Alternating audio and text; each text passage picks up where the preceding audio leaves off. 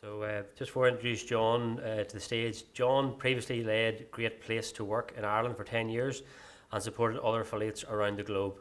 He is a former broadcast journalist and an expert trainer, and he's well regarded in the international speaking circuit and a regular media contributor on Wellbeing, Trust and Organisational Performance. John has been involved in a range of international transformation projects, and again, we're delighted to have him here today. Again, we reached out to them about 6 weeks ago when we sort of seen what they were doing, and John wins the prize for travelling the furthest. John's come from Wicklow today, so after his presentation there will be time for a couple of questions from the floor as well. So welcome John to the stage. So it's wonderful to see happy people in front of me, smiling people.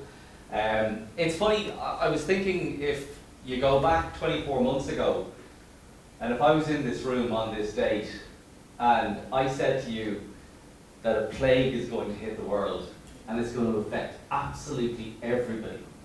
It's going to force us to live completely differently. We're going to have to stay away from each other. 261 million people will become infected. And in 24 months, 5.2 million people will die. I think you would have sort of said, will you get out? Come on, that's never going to happen. Sure it isn't, but it's happened, and we're living through it. And I don't know about you, but I actually don't think it's going away soon. And I really believe that we're going to have to learn to live with this. And I know that sounds like a little bit of a depressing start to a presentation, so I really do not want to be depressing you. But I honestly believe that we as individuals, if we've learned anything about this virus, it's that it's people who have vulnerabilities, people who are fragile, are the people who are most affected by it. So what we've got to do is become incredibly strong. And honestly, we're going to have to learn how to do that both mentally and physically, so that if, God forbid, it comes and knocks on our door, we're going to be able to fight back and survive it. So my presentation today is actually really about preventative healthcare. And how can you make sure to move from where you are to a much fitter and healthier version of you. So in terms of the presentation, what I want to do is just start with 3 questions, if that's okay. So you've been sitting down for an hour, so it's about time to stand up, isn't it? Could you all please stand up? Don't worry, I won't come too close to you, okay? But I just want to get a sense of the room, okay? I have been on many of your websites last night, by the way, they're all lovely. I'll talk a little more about them later on. But right now, I just want to know, sorry, how are you, okay? So, how are you? You know the way most people in Ireland say, how are you doing? And they don't really want to know the answer. They're just kind of going, for God's sake, don't tell me how you really are. I just want to sort of, or you'll get that sort of answer that, you know, I'm great, I'm wonderful. But I actually really want to know, how healthy are you feeling right now, today? So, on this side, we're saying if you're going to answer 10, that means you're extremely healthy. I mean, like, you're fantastic. 100%, okay? On the other side, let's say 0. Means I'm really, really unhealthy, okay? So very quickly, I'm going to count from 10 down to 0, and if you could just put up your hand when you come to the number that reflects where you are right now, okay? So let's go. 10. Hands up, 10s. Okay. 9s. 8s. 7s. 6s. 5s. 4s. 3s. 2s. 1s. 0s. Okay, fantastic. It's so unusual that most people will be a 5. I'm grand. You know, I'm all right. Okay, so one of the things that we find is that when people, you see, I'm really interested to know that, okay, it's great. 5s, 6s, and 7s were mainly from this side. That's what I was seeing. So that's nice. That's good. What I'm really interested to know is, what was the definition you were using of healthy when you answered that question? Because what we find is that most people use a really narrow definition of health. And what I want you to do by the end of this presentation is to use a much, much broader definition of what health actually is. A holistic and salutogenic definition of health. If you don't know what that is right now, by the end of the presentation you will. Okay, let's go for question number 2. So, how healthy are your people? So back at base, okay? So your team. How healthy are those people? I just want to, again, we'll do the 10 to 1, okay? So 10, 9, 8, 7, 6, 5, 4, 3, 2, 1, 0. Okay, so a little bit more unhealthy than yourselves, actually, interestingly enough. But one of the things we find here is that sometimes people struggle to answer that question, and they use a thing called STABS. I don't know if you've ever heard of STABS. STABS stands for seems, thinks, assumes, or believes. So you're kind of going, well, I think they're okay. I assume they're okay. But do you really know? Can you really answer that question with absolute confidence? I know exactly how my people are. This is exactly it. I'm going to give you an exact answer to that question. If you don't know that, are you really looking after your people? Okay, last question. How healthy is your organization? So your organization, do you think about it in terms of that? Let's try it again. So 10, extremely healthy.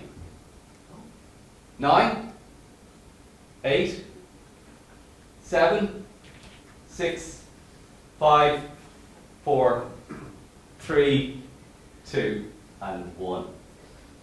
Okay.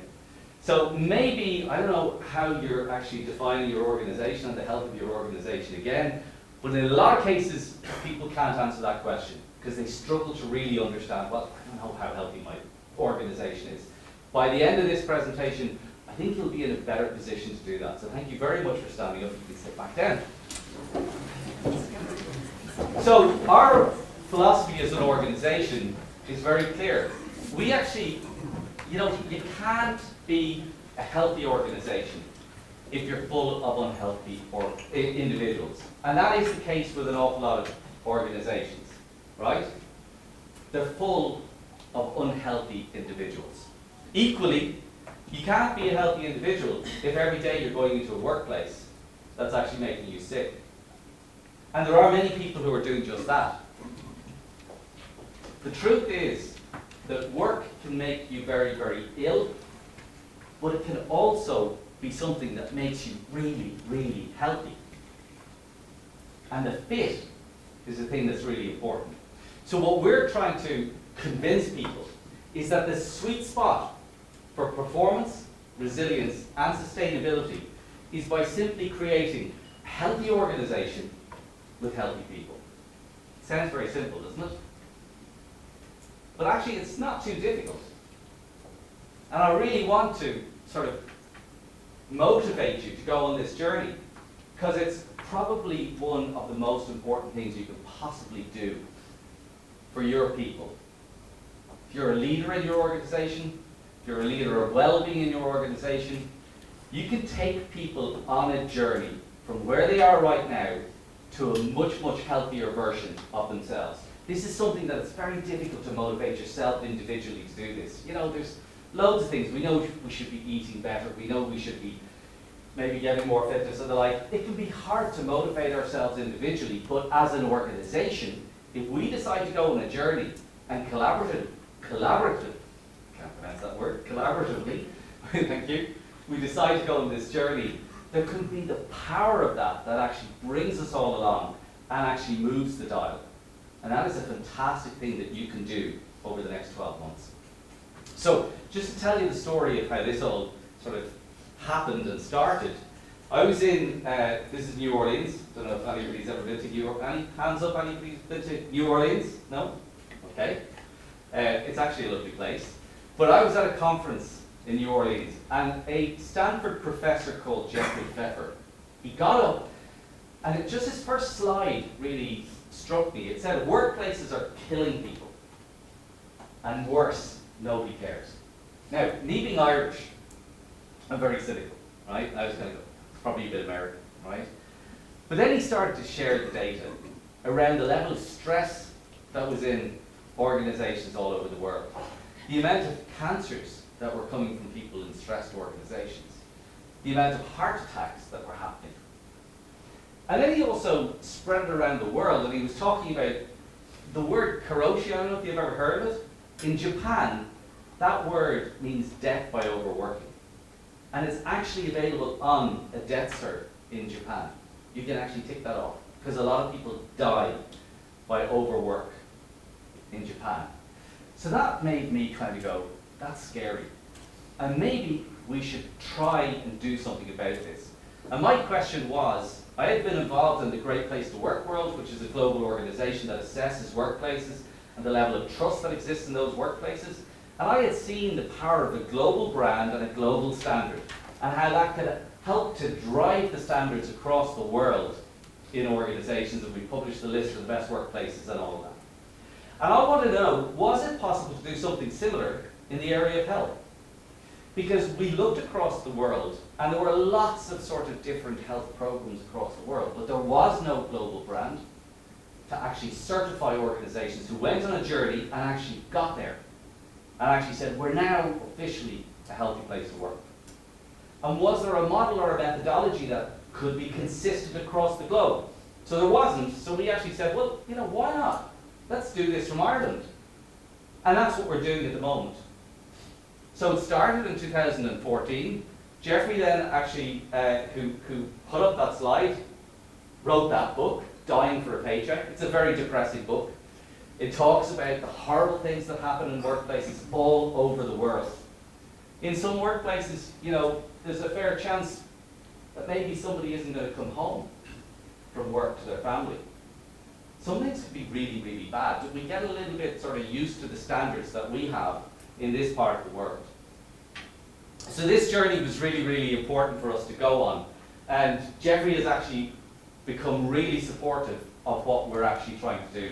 This was in Barcelona, where he introduced me to Nuria Chinchilli, who talked a concept I had never heard of, which was social pollution. She basically said, you know, for years we've been telling the biggest polluters, the biggest organizations around the world, stop polluting, and they didn't. It wasn't until we actually fined them that they stopped polluting. And she thinks it's the exact same for workplaces. Workplaces are sometimes squeezing people, mentally and physically, and they dump people out to the health services to deal with. That's simply not fair. That's social pollution, and that has to stop. So in terms of this, then we said, okay, let's go for this. Let's build a model and methodology that's going to be able to go across the whole world, and let's try and drive the standards to make this happen. And when we were building the model, we looked at every model across the world. One of the things we came across was a guy called Aaron Antonovsky. He's since passed, but he did fantastic work on people who had been in concentration camps during the war, particularly women. And what he found was that obviously people had gone through the horrors of that, but some of them afterwards had actually been able to live pretty normal lives. And he was intrigued to find out what actually made those people so resilient that they could go through all of that and still come out the other side okay. And what he actually found was it was a thing called coherence. And this is, sorry, just got on a bit. It's a bit like myself, it's very sensitive.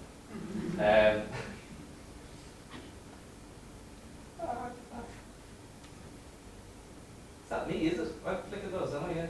Yeah. Nobody else doing this behind my back. No. I'll do it very slowly. Okay, so this is Aaron, right? He says we're coming to understand health, not as the absence of illness. Because an awful lot of people think, that's what they think. Health, I'm healthy if I'm not sick. But rather as the process by which individuals maintain their sense of coherence. That is a sense that life is comprehensible, manageable, and meaningful. And the ability to function in the face of changes in themselves and their relationship with their environment. And there's an awful lot in that. And I never understood the power of coherence until we went on this journey. And this is where it's a kind of a mindset shift, where oftentimes people think about health and disease. That's kind of been, I'm either healthy or I've been affected by disease. And they have a pathogenic approach to this, which is where they're thinking about the things that could come and cause them to get sick. Whereas what Aaron Antonovsky asked people to do was shift the thinking on this and actually use, rather than a pathogenic approach, look at a salutogenic approach. So what that means is, rather than trying to stay away from the things that will make us sick, let's go towards the things that will make us really strong, healthy, and well. And coherence is one of those things. So one of the things we found, there's a film, I don't know, has anybody ever seen the film Sixth Sense? Okay, and there's a little boy in that, and what does he say? I see dead people, okay? I've been going into workplaces for 20 years, and I feel I've seen a lot of dead people. None of them here today, thank God, you all look absolutely alive. But you look people in the eyes, and you kind of go, hi, how are you doing? And you, yeah, I'm not well. And you go, oh, okay, what's wrong? I feel, well, I hate my job. Yeah, I hate my job, I hate my role.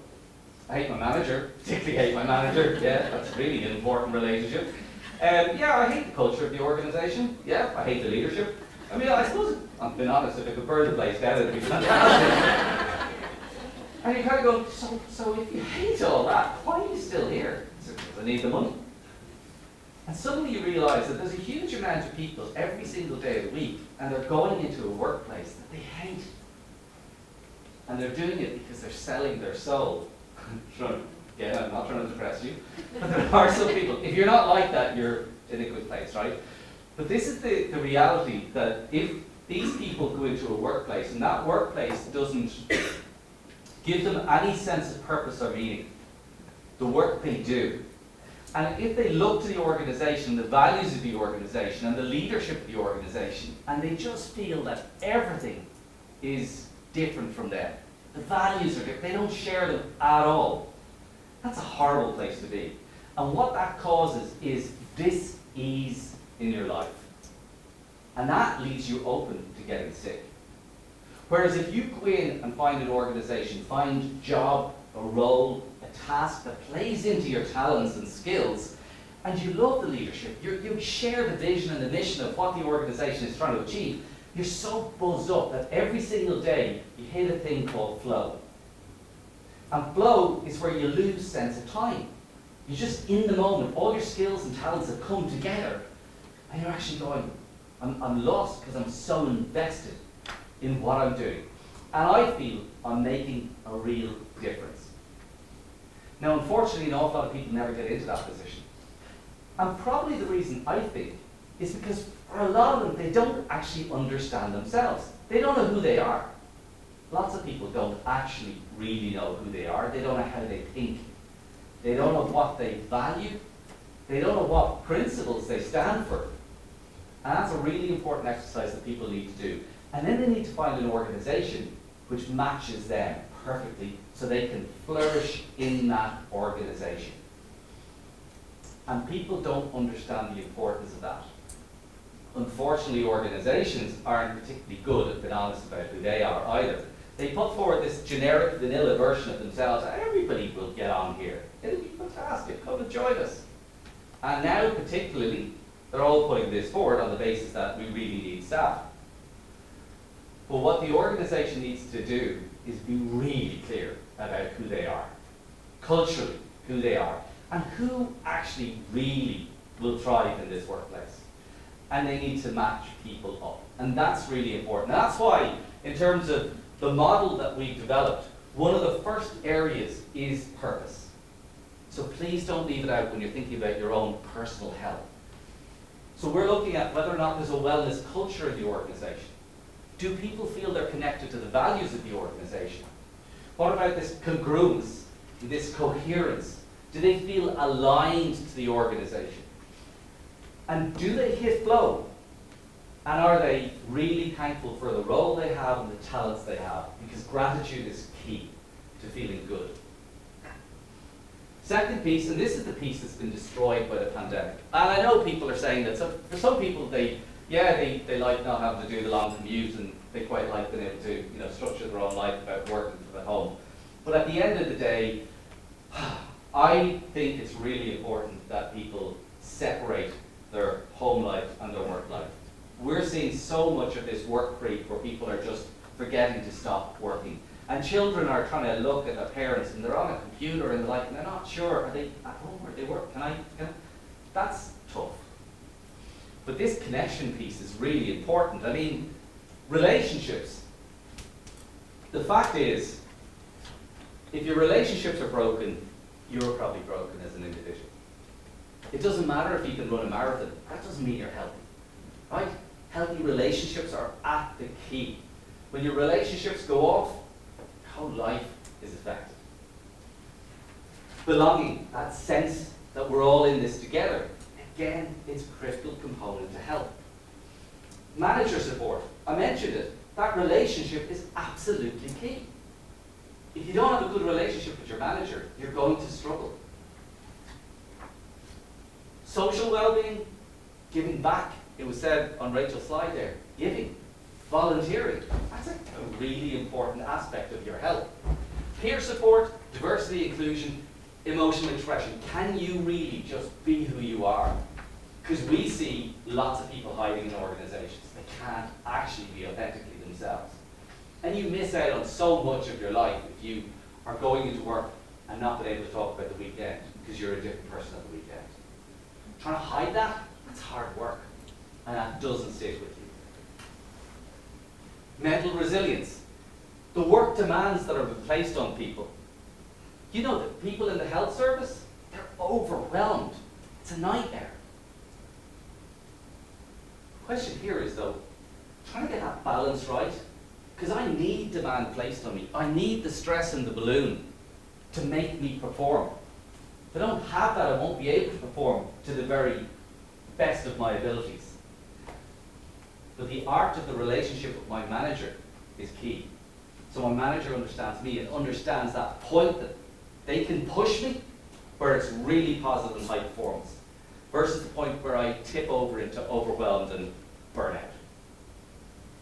And equally, from the surveys we've done, a lot of people, unfortunately in the public sector, can be underwhelmed. They can be a little bit bored, and that's just as damaging to your health. What about the level of control you have over your work?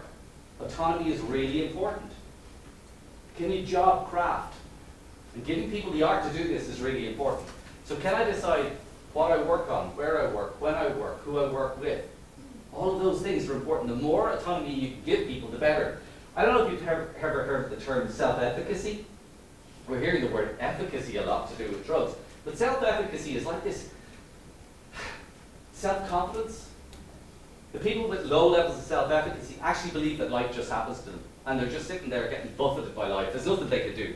People with high levels of self-efficacy actually believe their decisions matter. And particularly their decisions with regard to their own health, their own job, and their own career. It's like, going down a stream in a boat. People with low levels of self-efficacy are just hanging on to the side, going, oh my God, getting buffeted from side to side. People with high levels of self-efficacy get the oar and put it out and control the speed and direction. And that's personal agency. Really important aspect of being a healthy person. We know from the figures that are coming back, financial well-being, it scares people. A lot of people are really struggling financially. And what about learning mindset? There's so much change going on in the world. If you don't have a learning mindset, you're just hanging on and you're going, if they think they're getting away with bringing change into this organization, they have another thing coming. I'm going to fight them every step of the way. Whereas, if you actually have the confidence to believe, I don't know what the world holds. I don't know what the future holds. But what I do know is, I'm going to be able to change and grow and adapt. I'm going to match that world right on. That's important. The last piece is the physical piece, which is where most people go with the health. And this is about energy and rest. And the one thing is, it's not just about the hours you sleep, it's the quality of the sleep. That's the piece I had got completely wrong. I thought once you got 7 or 8 hours, you were all right. No. It's the quality of your sleep. And we know that a huge amount of people are coming into work every day not rested. They're not ready to go. It doesn't matter. They've lost the battle before they come in through the door of the business. Fitness, and that's hard work, by the way, to stay fit. It was raining in Wicklow last night at 9 o'clock, and I went, I promised I'd do a 5K. And I had to just bloody well do it. It's hard work though. It's a full-time job to stay fit. It doesn't just happen. And then you've got the diet and your work environment. Pretty important. So this is the model we use. And I'll share the results. Oh, here we go again. It's flying away. Come back.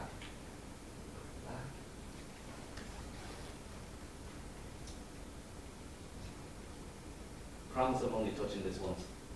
It's flying ahead. Come on. Come on. So this is the lens I'd like you to look at your workplace through. So on the left-hand side, we've got the individual indicators, right? Energy, diet, sleep, this, all that.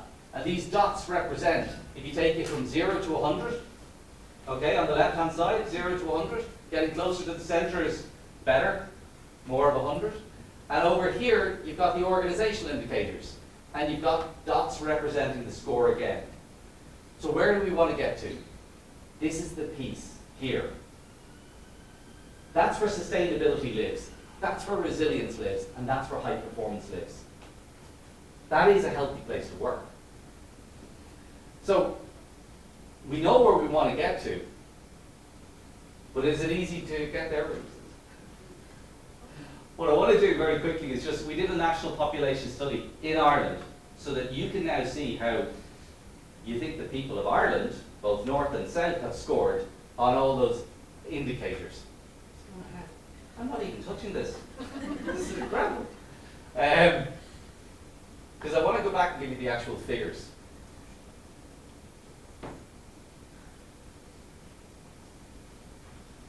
There we go, okay.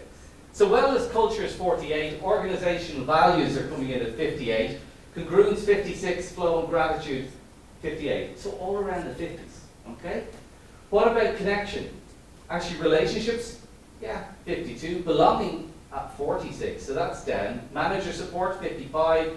Peer support, 65. Oftentimes that's what makes up for the bad stuff. It's the people around us. That's the reason we stay, because we don't want to leave the people. For years I was giving results back to organizations, and this was the one score that was, and the leaders were going, well, at least we did well in that. And we said, no, no, no, they hate you. They love each other. And so here you can see mental resilience. You've got work demand, 65, you control 58, self-efficacy, 62, 53. Financial well-being, 29. Really poor. Learning mindset, 58. Energy, and you can see again here, energy and rest, 45. And those figures have gotten worse in the pandemic. People are really, really struggling. Fitness, 45, diet, 57, and work environment and safety. So when you bring that all together, and you can see this as an organization, if you were an organization, but this is the national population in Ireland, they're not there. They're not there in terms of that centerpiece. So as you can see, we have a long way to go to get people to a place where they're actually individually healthy and organizationally healthy.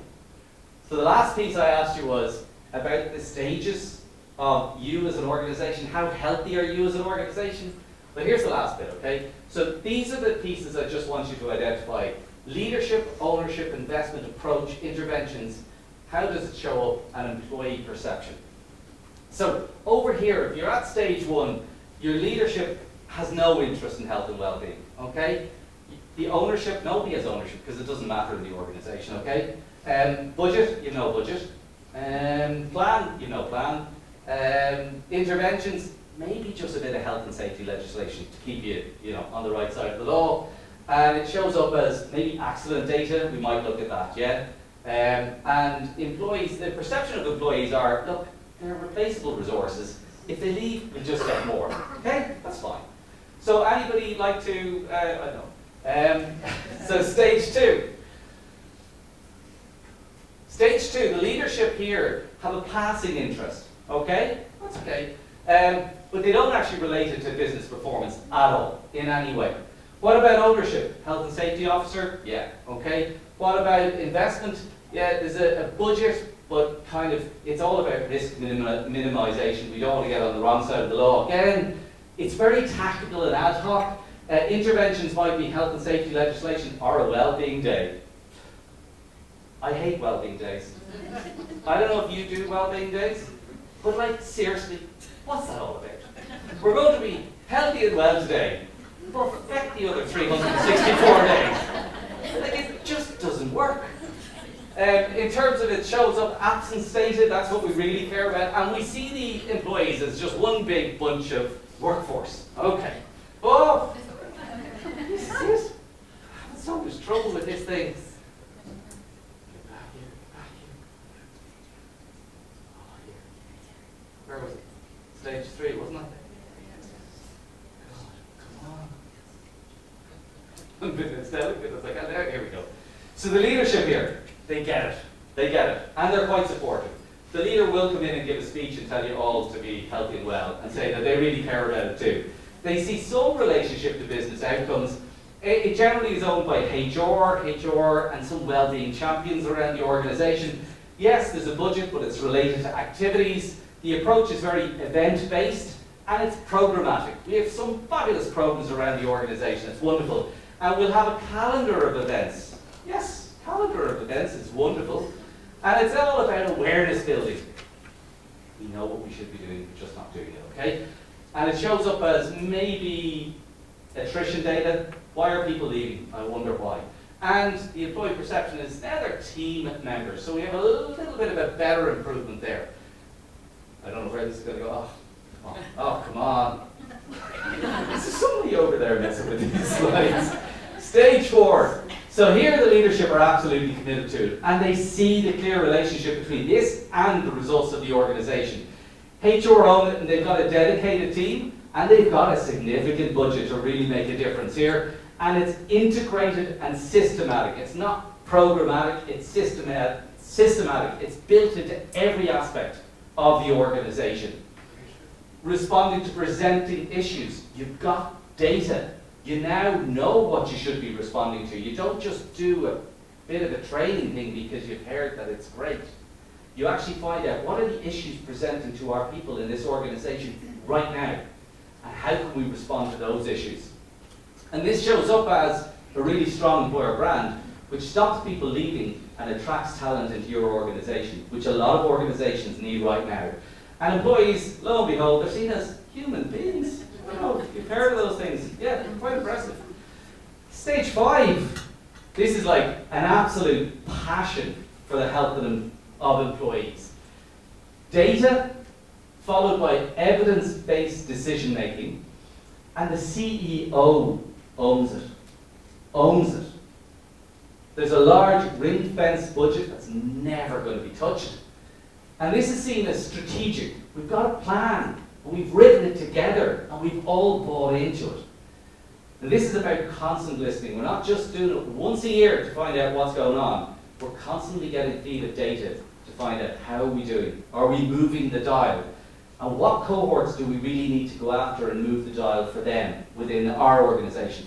And this is shown up as individual interventions. This is the piece that organisations are struggling with now. People need flexibility. And they want an individual, personalised approach. I don't want to be generic. I'm me. I need a workplace that can allow me flourish. And that's the important thing. That's full of valuable employees and individuals. Oh, go on again. Listen, I think I better finish. So the key thing here is, I asked you at the start, how healthy are you, right? I want you to have that new definition, a much broader, holistic version. And what's the other word, the S word? That's right, salutogenic, well done. And data. Make sure to get data points to find out what are the real things that are affecting the people in your organisation. And finally, design systematic approaches that will make a difference in the lives of your people. It's such a gift that you can actually do to take people on a journey to become a healthy place to work.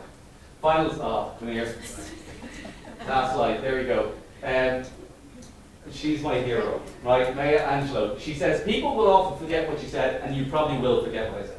People will often forget what you did. And you probably will too, except for these slides. But people will never forget how you made them feel. So thank you very much for making me feel very welcome. Good luck.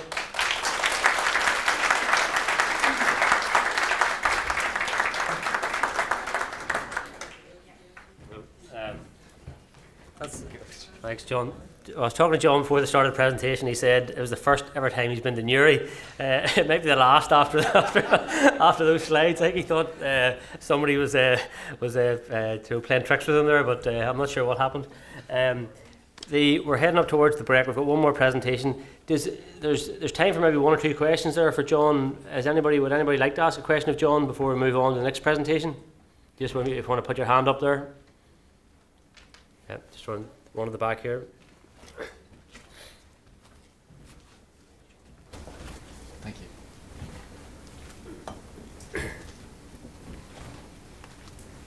How are you? Can you hear me? Where are you? Hello, John. Oh, hello. Hi. Thanks for your presentation.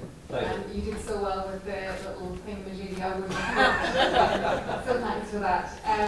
I think my organisation is probably at stage 3. They do a lot of talk about well-being, but actually there's no real, it's not systematic.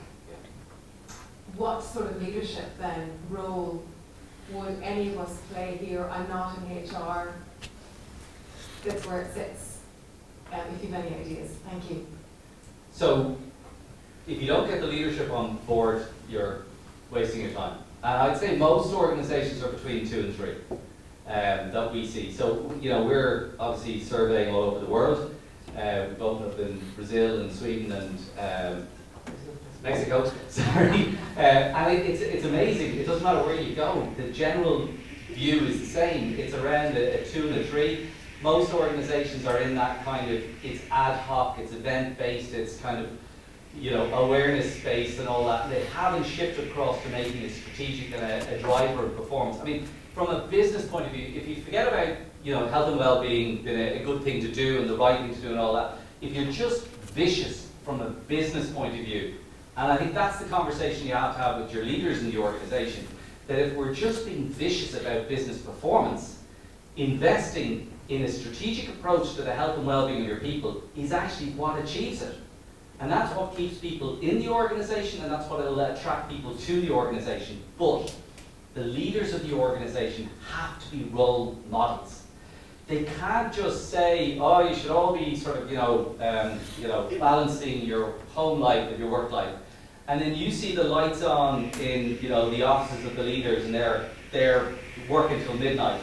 Or if they're saying, it's really important that people get on in this organisation, and that they're all fighting like cats and dogs and killing each other at the board level. So people see exactly what's going on with their leaders. And if those leaders don't actually turn around and suddenly go, actually, hold on a second, I'm going to have to change if I want everybody else to change. And we're going to have to make sure that every aspect of this organisation respects people's health and well-being. Because the amount of bullying that's going on in organisations all over is huge.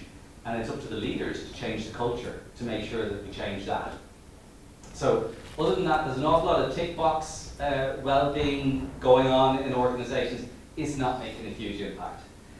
When you move it from tick box to strategic, from event-based, programmatic to systematic, when you change the organisational design, when you change and get the managers on board so that they're having real conversations with people about where those people really are, that's what makes the difference. The other stuff is fiddling around at the edges, to be dead honest. Thank you. Just one time for one more question then.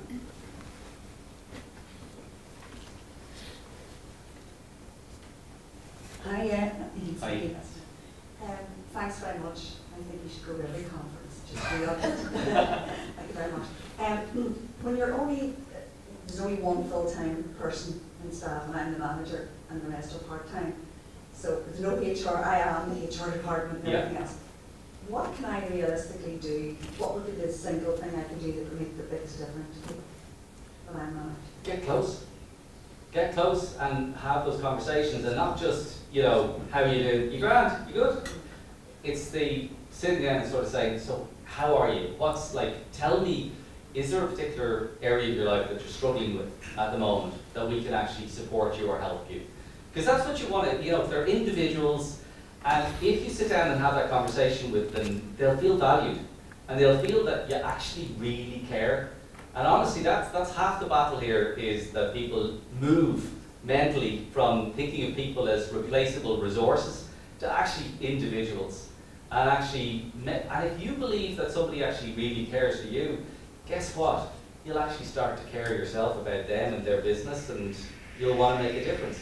And it just shifts the whole thing. I wish people would see the importance of it, because it's the game changer. Yep. Thanks very much. Thanks for those questions there. Thank you.